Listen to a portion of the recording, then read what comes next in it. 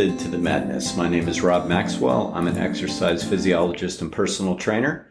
I'm the owner of Maxwell's Fitness Programs, and I've been in business since 1994. The purpose of the method to the madness is use science to answer the questions that are out there in physical fitness and health and get to the real deal, cut through the myths, and really talk about the real issues, hence the name, the method to the madness. I want to thank our sponsors, Jonathan and Lynn Gilden of the Gilden Group at Realty Pros. They currently have over 280 five-star reviews on Zillow. They handle commercial, they handle personal, they're phenomenal. If you need any help, give them a shout at 386-451-2412. All right, so I've been opening up the podcast to questions lately. It's been a lot of fun. I'm going to continue to do that this week. I asked on the internet, on social media, what are some questions that everybody had.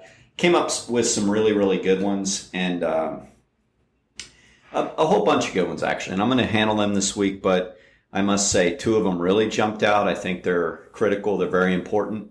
And the one I'm going to cover today is a question that was asked that said, can I explain the difference between free weights, machines, pros and cons, different things that they've heard through the years. And I think that's fantastic. So let's dive into that. The thing I always start with when I talk about the different modes of strength training, whether it be free weights, dumbbells, selectorized machines, bands, tubes, props, kettlebells, whatever, is that the muscles are not prejudiced. So the first thing we have to understand that as far as stimulating the muscle tissue, the muscles have no idea what we're using to do that. All right. So when we're talking strength training, in my world, it's called DCER, dynamic, constant, external resistance.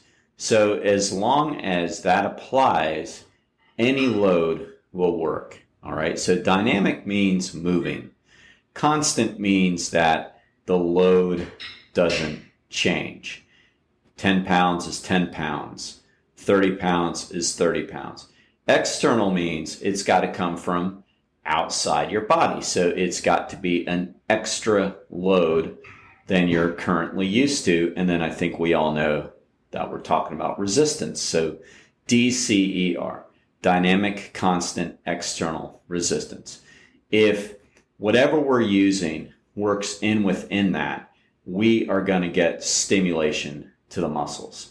So in order for muscles to grow, they need to be stimulated further than they've been stimulated in the past, or stressed beyond what they've been stressed in the past before.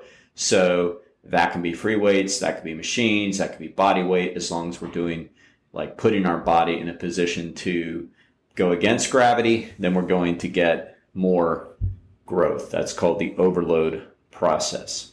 Now, having said all that, there are pros and cons to each, but I do have to make it abundantly clear that resistance is resistance. There isn't one set of resistance that's better than another. We've gotten a little bit better about that in the last couple decades or so, maybe in the last decade. Prior to that, there were the big battles, and maybe they're still going on. I just don't happen to see them or pay attention to them. But, there was the free weights versus the machine guys, and that was a big battle. Now, here in Daytona Beach, we live very close to Lake Helen, which is near DeLand, and a lot of people that live here don't even have a clue that the founder of Nautilus actually started his company right here in Lake Helen, Florida. So that's where Nautilus Inc. pretty much got going, and that's where its main factory was. And I know a lot of the people that work there, so I got to know a lot of the inside on selectorized machines. A lot of people just think that Nautilus machines and then all of the similar machines now like Cybex and Life Fitness and Precor and all that are simply machines that you can put a pin in to get more resistance. You don't have to load plates on a bar. But that's not entirely true. That's part of it. And that's why they're called selectorized. But then, because you can just select the plate. But then the other part of it is they actually have a cam attached to them. So as the chain or cable is pulling, it's pulling against the cam that keeps the load at its greatest peak on the muscles. All right. That's why actually that's how Nautilus got its name, because the cam that the chain wraps around looks like a Nautilus shell. So it keeps an even strength curve the whole way.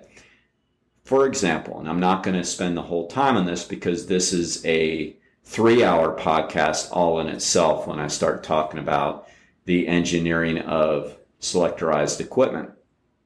But for example, if you're doing a biceps curl and you're holding a barbell at the bottoms like you would, you're at full extension, your biceps are actually at its weakest point when they're fully extended, strongest point when they're maximally contracted.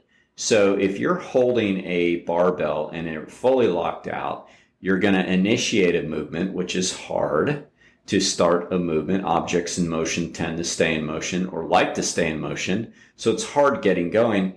Now you're getting going with the weakest part of your muscle. That's what happens when we do, say, a barbell exercise. That's not accommodated for. But if we get on a machine that has a cam, the cam is designed to where when the biceps are at its weakest point, there's the least amount of resistance. As it starts pulling up into its strongest point, there's the maximal amount of resistance. That is why most machines, not all, you have to check the label, but most are called variable selectorized resistance machine because the load varies based on the strength curve of your muscles. Now, Arthur Jones, who again founded Nautilus right here in Lake Helen, Florida, was a genius when it came to that stuff, and he revolutionized the industry. All right, so there is a difference with the machines and free weights right off the bat. Again, I know a lot about it because I knew the people. I knew his medical director very well, which was Dr. Michael Fulton, who owns Green Acres now. He's a great orthopedist. And then now his son has pretty much taken over a lot of the practice. Brent, I know them, good people. So I got to know a lot about this part of the industry. Now, does that mean they're the best? No. What it does mean is they've got their perks. And I want to get into the pros and cons of all of this. But just that little detour was so you understand that there's more to these strength machines than simply having to not have to balance the weight and to put a pin in the stack and go. There's more to it than that. So now that you know that, we can now go further. All right. So the best form of strength training, the best mode of strength training is number one, the one that you have the most access to and are going to use on a regular basis. Resistance is resistance.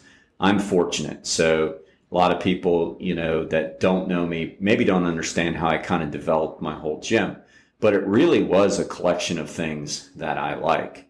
I mean, my main thing is I've always told people I'm a trainer, not a gym. And I got out of the gyms pretty early in my career because for two reasons. One, I always got annoyed. I always got bothered by people when I was training people, and people would come up to me and talk to me or stare at my clients or bother my clients. And I'm a perfectionist, so that got under my skin. And then the second part was that the gyms that I train people at always wanted more of a cut. And hey, that's okay. That's business. But when I looked around, I went, wait a minute, I'm really not utilizing them at all other than a place to train. So it would make more sense. I just got my own place to train. It's not like they referred clients. I mean, I was doing pretty well with that on my own. So I got my place. And once I got my place, I decided to put in there what I use, what I like, what I think is best, what works best for me. And that's what I did. And it's a collection of different machines and free weights and dumbbells and a few kettlebells and a cable machine, a multi-purpose machine, pull-up bars, dip bars. I mean, those are the things that I like. All right. So the first part is use what you have, understanding that all loads of resistance can be good. I mean, you have to be able to increase a load to get better. That's one thing people have to understand. So I'll start right there. We'll start with body weight training. A lot of people love body weight training. Here's the thing with it though. You can improve your endurance for sure. Okay, I'm talking about body weight squats, pull-ups, push-ups, dips.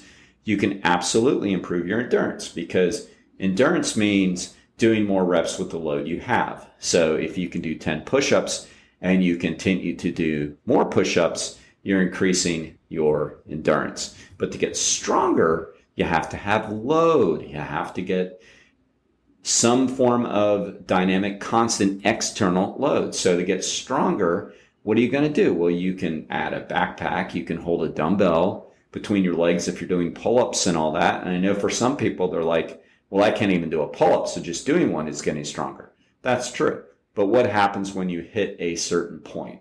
All right. So the pros of body weight training is its mobility, meaning you can do them wherever you go. And trust me, I think they're great. I do them a lot when I train outside, when I find different trails to hike on. I like to finish my hikes with different forms of body weight training. I'll do some dips off the rocks. I'll do push-ups. If there's a low enough hanging tree, I'll do pull-ups. If not, oh well. Do body weight squats, walking lunges. It is great stuff. So mobility it's pro. The con is you don't have external load to add. The second would be, and these aren't in any order because they're all great. The second would be, let's just go to machines. Machines are great for a lot of reasons. You can set the pin and go. So that does make it more convenient. You don't have to load bars. You don't have to put collars on bars. A lot of times in gyms, there's more machines than free weight. So if somebody's using the free weight bar and there's only 2 or 3, you don't have access to more. So you don't have to worry about all that. So there is a convenience factor for sure. The second thing is they're easier to learn how to do. So you can really just put your emphasis on pushing harder, going to failure without having to worry about like maintaining your posture as much, or am I doing this right? Because there's more technique involved in free weights for sure. So you can just really put your energy into pushing harder. All right. For people that have had low back pain, or got a client in here right now, one of our great sponsors, Mr. Hawk, he broke his ribs. So sitting on a selectorized machine is going to reduce the amount of extra body movement so we can continue to train through certain things. So they're great for injuries. They're great for keeping your back supported, and they're great for ease of use. And no question you can add load. I mean, I have had a few clients that have maxed out the stacks on my machines, but not for very many reps. So very hard to run out of load. The downside is, and this is kind of where the question came from a person, because he wanted to know about stabilization and using all of the synergistic muscles and stuff. So this question came from somebody who's already pretty well aware of stuff. And that's true. So you don't get a lot of extracurricular muscle groups involved. You don't get a lot of extra core training because you're pretty much stabilizing the load as you sit in the machine. You don't get a lot of the synergistic muscle help. For example, when you're doing a leg extension, you're not really working on any kind of balance type stuff for your quads and glutes and hamstrings. So that's taken away. So the pros are ease of use, ability to increase loads pretty easily, convenience. The cons are you do lack some of the stability, some of the balance that you're going to get from doing especially standing free weights. But again, there are certain exercises you really can't do without machines. I mean, how are you going to strengthen your quads without a good leg extension? I mean, I always argue that with people. They'll say, well, squats. It's like squats is absolutely one of my favorite exercises, but it's very hard to isolate. Isolate, meaning purely isolate your quads, and especially one head of your quads on a squat exercise.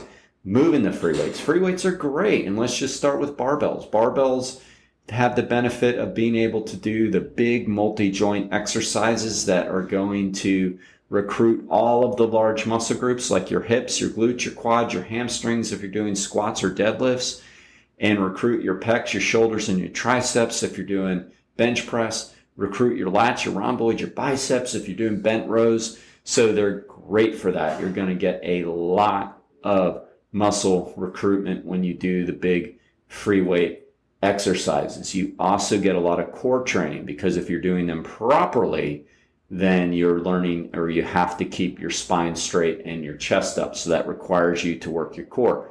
You're getting a lot of stabilization, because most of the time you are on your feet. Or even on a bench press, you're balancing the loads from your right leg to your left leg, especially as the loads get heavier. You're getting the stabilization. You're getting the balance. You obviously can increase load on free weights. The cons are harder to learn how to do correctly, absolutely need proper instruction. Of course, with the trainer here, that's no big deal. We show people, but they are harder to get to know. You also need a spotter for sure on heavier exercises, where on a machine, you can just simply stop the push and it's going to stop. Like, you just bring it back in. It's kind of hard to get hurt on a selectorized machine. I mean, anything's possible, but it's pretty hard. So you do need a spotter. You need to be more careful with the free weights. The portability, you can't move them around quite like you can with your body weight exercises, but obviously you can't move your machines around either. So the big difference really is then the stabilization. But again, best of both worlds. I mean, I believe in using all of it when you have access to it. Like, isolate the muscles on machines, do more stabilization exercises with free weights. Now segueing into dumbbells, which are really a part of free weights. They're just free weights. They're just loads.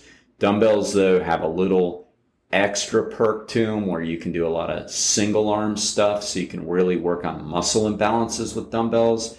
Let's say on a bench press or a bilateral chest press, you're pushing everything out. You don't know if your right is doing more than your left. Dumbbells, you're able to work through that. They're very portable. You don't need a lot of weight typically. I mean, it's like everything else. You need more weight than you've used before. But with lighter dumbbells, if that's all you have access to, you can do higher reps. So that'll help you. So they're pretty portable. You need a lot of training on them, how to do them right, just like free weights. There's no doubt that they require more instruction. Somewhat spotting. I mean, there are exercises you should have a spotter with dumbbells, especially dumbbell chest press, anything where you're laying on your back. But you don't necessarily need as much of a spotter as you would with free weights, where you're especially going heavy. You can work on the balance and you can work on the synergistic muscle groups, just like the other types of free weights. So that's good. And again, extremely convenient, because a lot of places have dumbbells. So, and if you're wondering about kettlebells, I mean, there's nothing special about them. They're really just dumbbells with long handles. You know, that's all they are. And it's so funny. Kettlebell training, it's like, okay, great, but they're really just dumbbells with long handles. And there's nothing wrong with that, but there's also nothing special about it either. So, you know, they're great. So I hope you learned that the biggest difference is really is about convenience. It's about, you know, harder exercises to do, meaning you need more training with the free weights and dumbbells. More isolation, though. So the big two is going to be more isolation with machines, but more synergistic and stability and balance using free weights. So that's like the biggest difference between the two, to answer this person's question. And they're all great. It just depends on what you're using them for. All right. The method to the madness. What are you using it for? All right, so now let me thank once again Zach and Jeff Hawk of Overhead Door of Daytona Beach, the best garage door company around, the best customer service. You can take that to the bank. If you need any help, give them a shout at 386-226-3820.